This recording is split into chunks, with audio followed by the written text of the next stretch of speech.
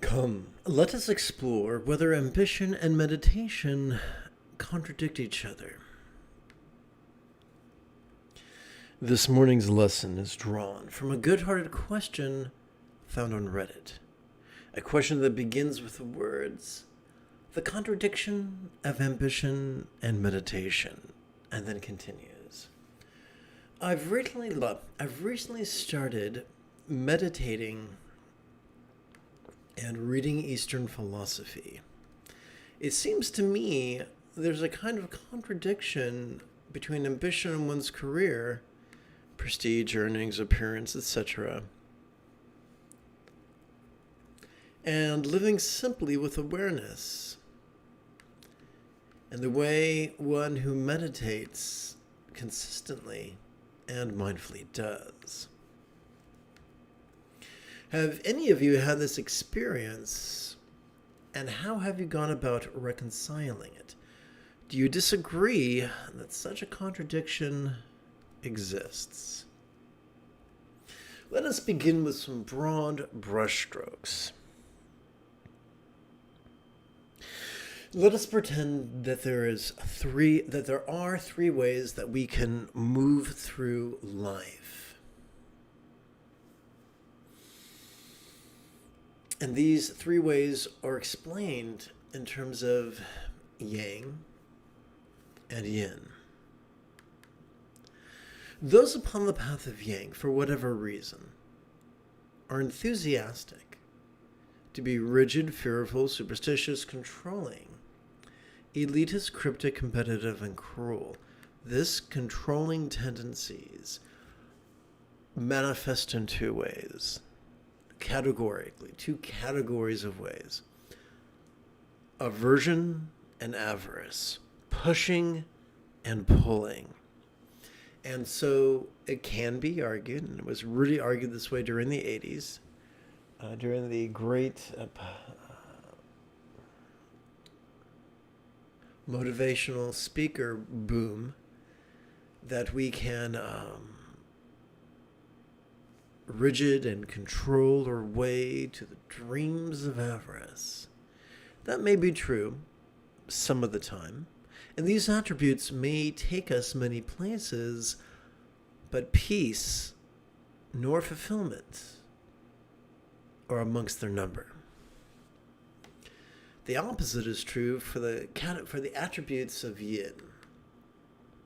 When we are flexible, loving, rational, laid back, egalitarian, lucid, cooperative, and kind, peace and fulfillment are assured. But does that mean that we're going to be penniless, powerless, doormats, kicked to the curb for the remainder of our short lives? I would suggest the opposite. I would suggest that there's a way to meditate and a way to practice mindfulness that not only nurture these attributes, but cause our choices, utterances, and deeds to flow with the effortless effort of love's centered spontaneity. Now, those are pretty sounding words. How do we translate those words into a plan of action? Because I tell you, there are subreddits full of people who read the Tao Te Ching, yet have no idea how to apply it. So let's explore that right now. Sturgeon's Law reminds us that 90% of everything sucks, but no, not in the fun, tingly way. It should come as a little surprise, then, that applies to all facets of humanity, including meditation teachers. Do not be surprised when 90% of the meditation teachers out there stomp and snort and sincerely preach what they think is the gospel of being rigid, fearful, controlling, elitist, cryptic, competitive, and cruel. It comes as a little surprise, therefore, that these are the people who implore their students to actively analyze and actively concentrate. But did you know that the only way to do that is by relying upon the tissues and mechanisms of our anterior cingulate gyrus, including those of the medial region and the dorsolateral region? Now, man, I'll tell you, the prefrontal cortex is Jim Dandy. If you want to contrast or compare or calculate or analyze or sort or edit, that's your boy. That's your jam. But I gotta warn you, it's like a Stradivarius, capable of great things, but profoundly vulnerable. Overuse your prefrontal cortex, and you will wind up stimulating your amygdala, the seat of aggression and anxiety. Aggression and anxiety might take you many places, but once again, peace, and joy, and love, and fulfillment are not amongst their itinerary. Now for some good news. There are regions of our central nervous system that are optimized for mindfulness and meditation. Let us begin with the seventh fold of the Buddha's Eightfold Path, mindfulness. Did you know that every time you inhale, you inadvertently access the sympathetic nervous system located in the middle portion of our spinal cord? This bad boy has evolved to help us to perceive in a very special way, to help us to perceive vulnerably, passively, viscerally, randomly, and fleetingly. Now, this whole talk of vulnerability and passivity sounds more yin than it does yang. Would you not agree? This is the seat of yin. If this is the seat of yang, this is the seat of yin. Now, what have we evolved to perceive? Yes, we've evolved to perceive sights, sounds, sensations, flavors, scents, and the like, but we've also evolved to perceive emotions, intentions, thoughts, memories, and imaginings. In fact, we are designed to perceive whole spectrums of phenomena. From the external to the internal, from the physical to the mental, from the pleasurable to the painful, from the interesting to the boring, from the glorious to the grotesque.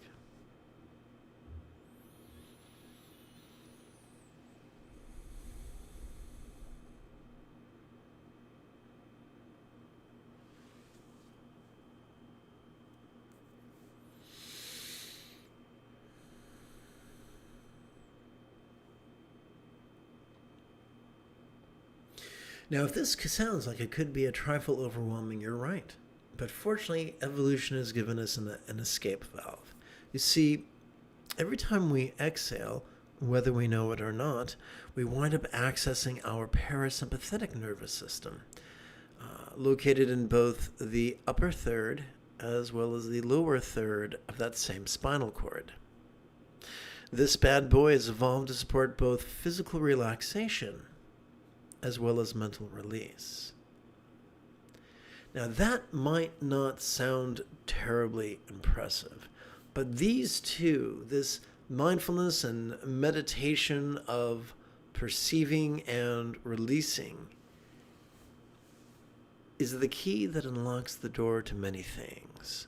First, it pacifies our aggressive and anxious amygdala.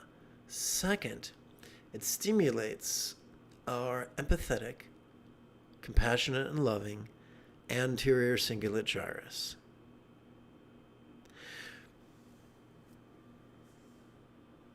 The late meditation teachers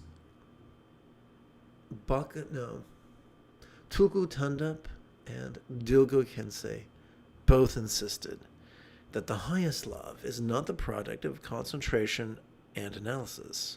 Au contraire, it is the effortless byproduct of mindfulness and meditation the seventh and eighth folds of the Buddha's Eightfold Path. And now for the piece de la resistance. Make of mindfulness and meditation a habit. Starting by practicing it 5 minutes every 12 hours the first week, maybe 10 minutes every 12 hours the second week, perhaps 15 minutes every 12 hours the third week. And I'm sure that you see a pattern here. Continue with this pattern. And by the end of the 12th week, you could find yourself easily meditating for 60 minutes every 12 hours. Because you progressed gradually and incrementally, it's ensconced its way into your life.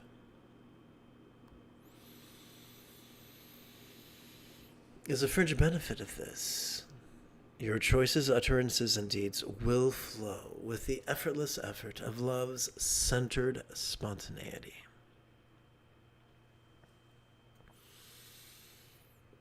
The right choice, the right utterance, the right deeds will just flow through you at the right time in the right way. Does that mean everyone's going to think you're awesome? No. Everyone did not think Christ was awesome. Not everyone thought that Lao Tzu was awesome. Not everyone thought that Buddha was awesome. That's not your job. Your job is to peacefully, lovingly go with the flow in the most wonderful way. Do that, and your needs will be taken care of in the most wonderful way. A tale is told by late Lama Gyatso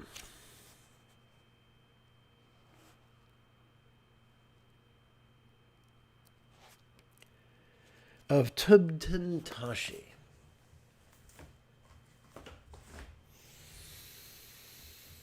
During the invasion of Tibet by the Red Chinese, Tubten and many others fled. He got separated from his group and wound up in a country where he did not speak the language and did not know the customs. Exhausted and overwhelmed, he just prepared himself to die. He found a disused hunter's hut in the foothills, and there he set up shop, studying and meditating and waiting for what he thought would be his most certain end. But that end did not come. One day when he was outside fetching water, he saw a little lady. I missed the part. So one day, the owners of the hut came and they spoke to him. And he explained as best he could by pointing and gesturing that he was a monk and he was going to study and meditate until he died. And they seemed fine with that. They went back to town and just shared the latest gossip with their fellow villagers. But one of the women who heard this was a little lady who's been troubling who had been enduring troubling dreams. So she followed their instructions, their directions, and walked towards their hunter's hut. As coincidence would have it, it was at that moment that the Tibetan monk opened up his door so that he could go outside and gather some water, collect some water. And the first thing he said to her in his own language was, "How have you been sleeping?" Fortunately, she did speak Tibetan.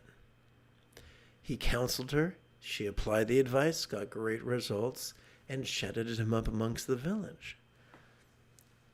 For the remainder of his days, he had a steady stream of students and patrons, and he lived quite comfortably until he reached a ripe old age.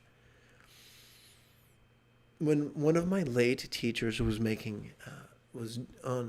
was journeying, he encountered Tashi, and Tashi assured him that a true meditator cannot starve to death. The more they let go, the more serendipity seems to take care of them. I don't know if this is true. It's a lovely story, though, isn't it?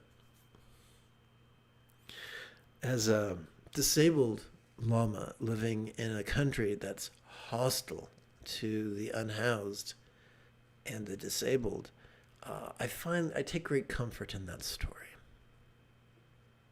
I also take great comfort in the story of Gyatso and Sapa, but that's a different tale for a different day. So how's about it? Would you like to join me for some chanting and meditation? I plan to start doing that after approximately 30 seconds of housekeeping. This is Lama Jigme Gyatso of the Buddha Joy Meditation School. For more than 30 years, I spent about 8 hours a day, almost every day, studying, practicing, mastering, and reverse engineering the teachings and techniques of each school of meditation so that you would not have to. Welcome, my friends, to meditate like a Jedi, which is made possible due to the generosity of viewers just like you.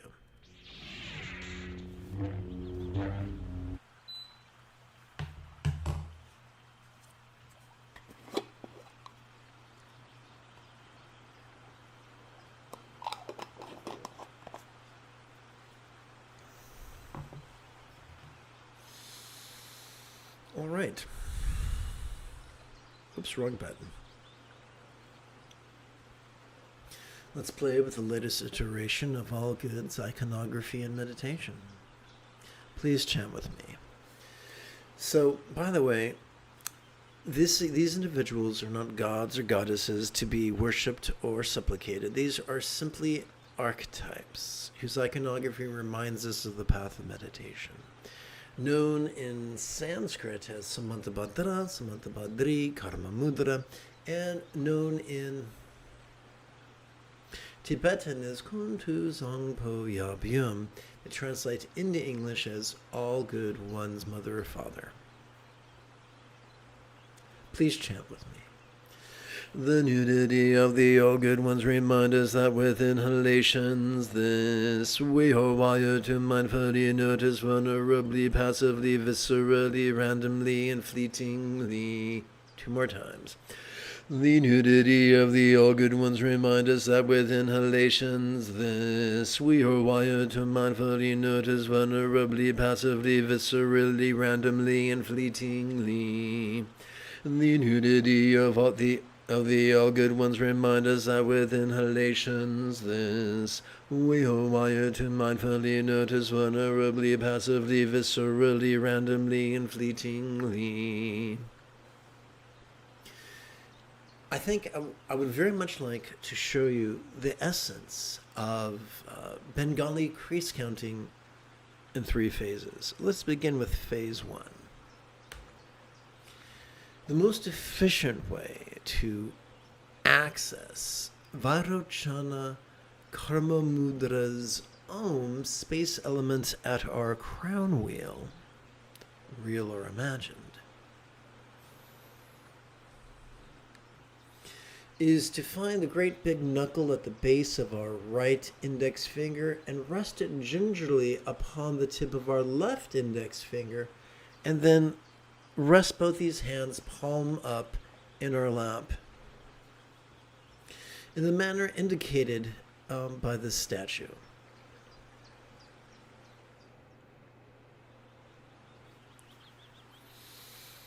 Now for part 2 and 3. We're going to count 4 sets of 144.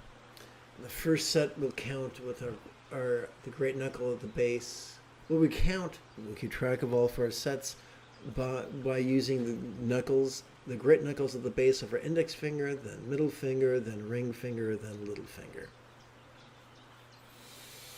But how do we count to 144? Well, 144 is just 12 sets of 12. So, part 2 is this. How do we count 12 breaths on just 4 fingers and 1 thumb?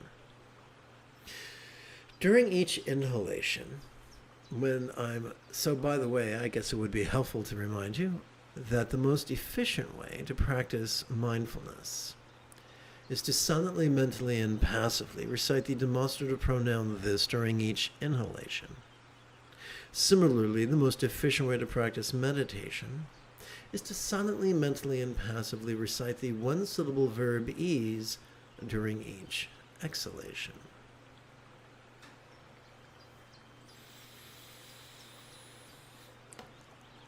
So during each inhalation, I'd like to advance the tip of my right thumb, beginning with my right index finger. So please count creases and silently and mentally recite this ease with me.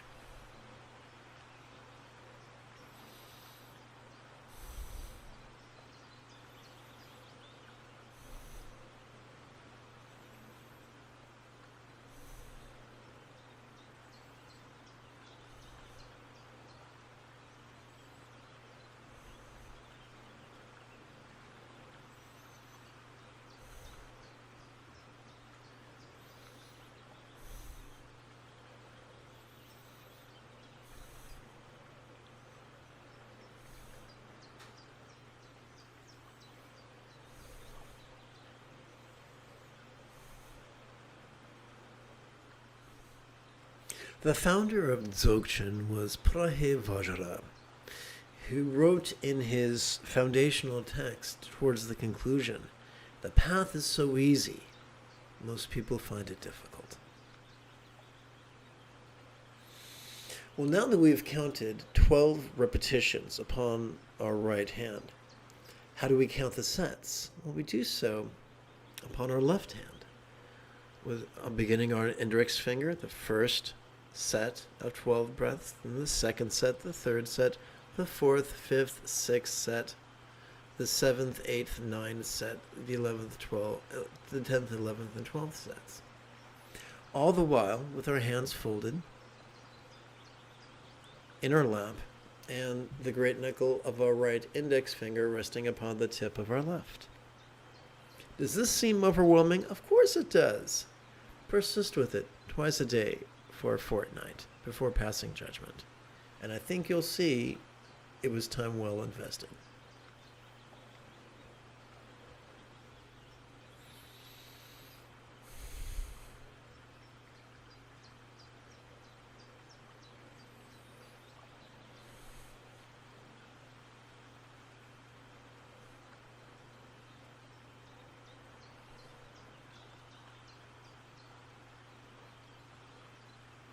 The founder of Dzogchen, according to his text, had no use for visualizations or belief or invocations or all the bells and whistles attributed to religion.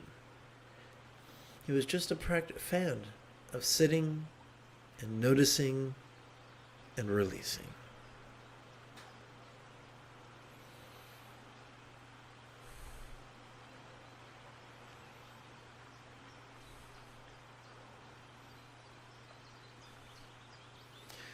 As was his counterpart in China,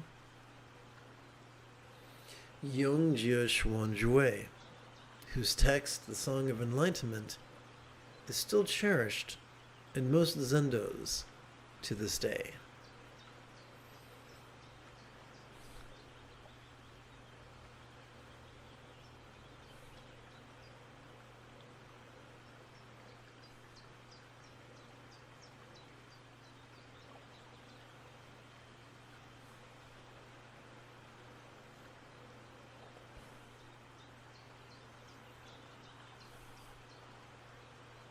We began this morning's lesson with a discussion of spiritual patriarchy and spiritual matriarchy. Spiritual patriarchy feels especially threatened by texts such as Dorje Sampa Namkache, also known as the vast spaciousness of Diamond Mind, because it contradicts their practices. And so they spin lies, saying, oh, it's a forbidden text, it's restricted, and unless you have the permission of patriarchy, you can't read that which goes against patriarchy. Oh, how convenient. Pay no, never mind to such boneheads.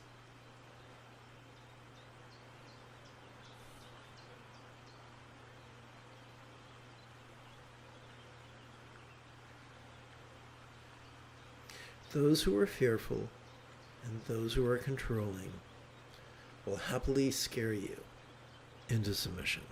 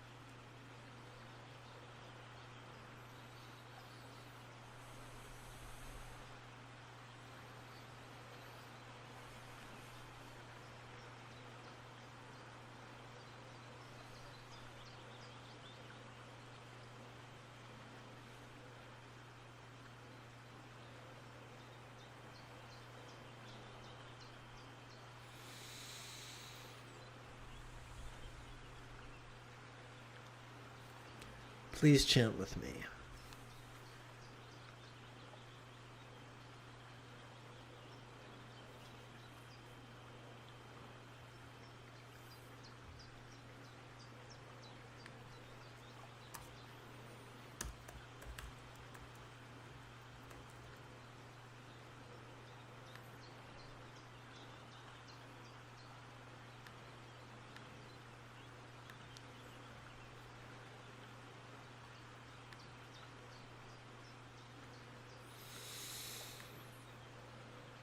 The translucence of the All Good Ones reminds us that as we meditatively ease into our exhalation, all that we noticed during our previous inhalation could feel less solid, less permanent, and less defining.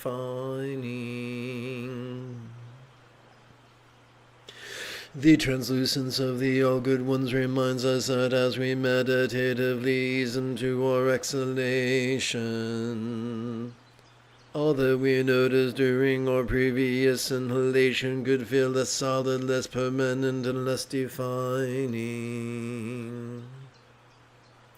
The translucence of the All Good Ones remind... Oh, this might do it.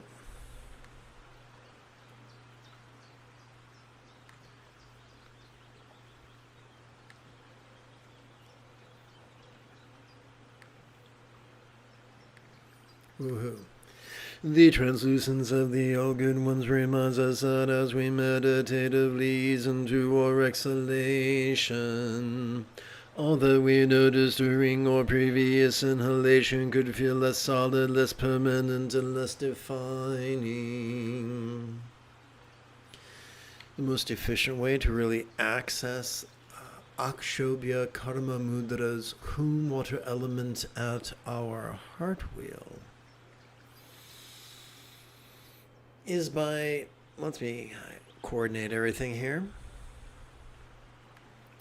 is by accessing or finding the great knuckle at the base of our right middle finger and gingerly resting it upon the tip of the left middle finger in our lap.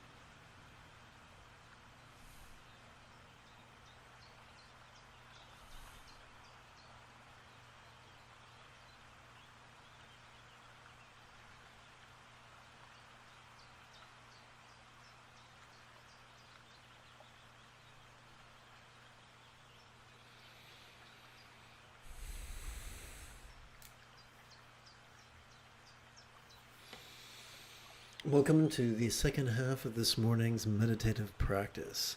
Please chant with me. Please join me when chanting this passage 3 times.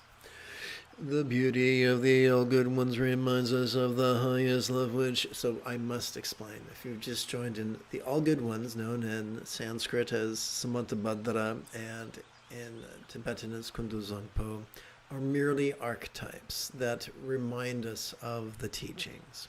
Together. The beauty of the all good ones remind us of the highest love, which is the spontaneous, uncontrived, and effortless product of training in mindfulness and meditation. The beauty of the all good ones reminds us of the highest love, which is the spontaneous, uncontrived, and effortless product of training in mindfulness and meditation. The beauty of the all good ones reminds us of the highest love, which is the spontaneous, uncontrived, and effortless product of training in mindfulness and meditation.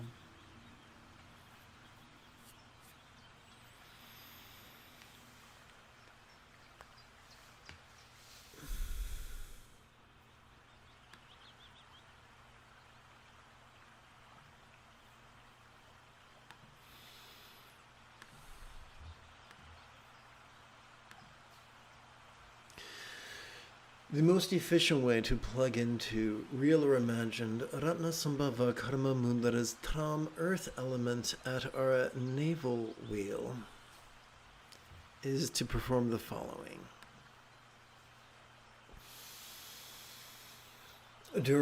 So what we can do is find the great knuckle at the base of our right ring finger and then gingerly rest it upon the tip of our left ring finger in our lap.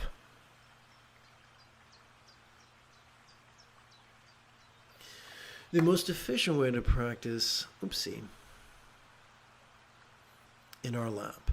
The most efficient way to practice mindfulness is to silently, mentally, and passively recite the demonstrative pronoun this during our inhalation, and the most efficient way of practicing meditation is to silently, mentally, and passively recite the one-syllable verb ease during our exhalation. So now let's perform 12 rounds, which is simply 12 sets of 12 repetitions. Counting the 12 repetitions upon our hand, advancing our right thumb with each inhalation, and counting sets of 12 repetitions upon our left hand.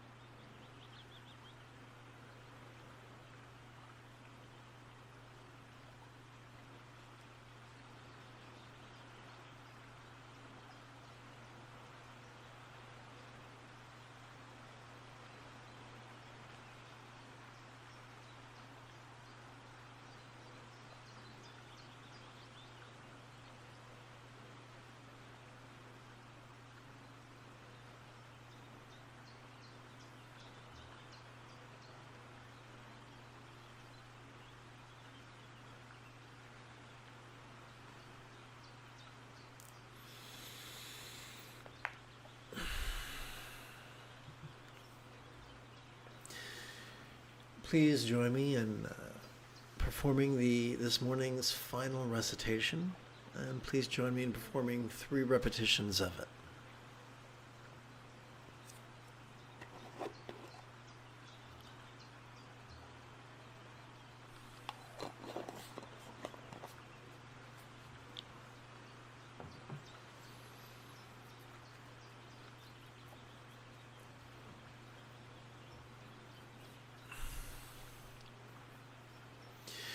The stability with which he sits and the abandon with which he sports reminds us of the effortless effort of love-centered spontaneity, the product of training in mindfulness and meditation.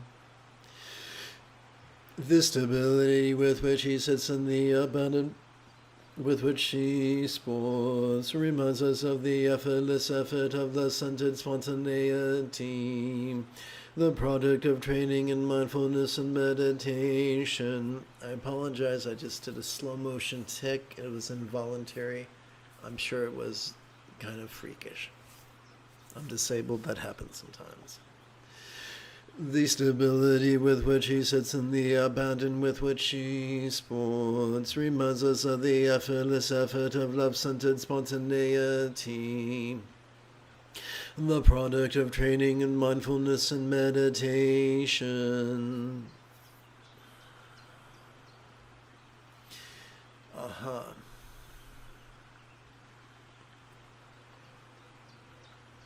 The most efficient way to plug into real or imagined Amagosadi Karma Mudra's wind element at our secret wheel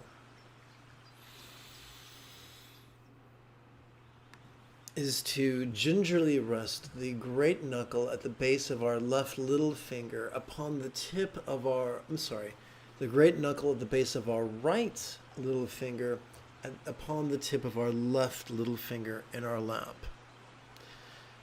Kind of like how we see here. The most efficient way to practice mindfulness is by silently, mentally, and passively reciting the demonstrative pronoun this during our inhalation, and thus facilitating perception. Vulnerable, passive, visceral, random, and fleeting. The most efficient way to practice meditation is to silently, mentally, and passively recite the one-syllable verb ease during our exhalation, thus facilitating physical relaxation and mental release. So, silently and mentally reciting this ease. We can count 12 repetitions upon our right hand, advancing our right thumb during each inhalation.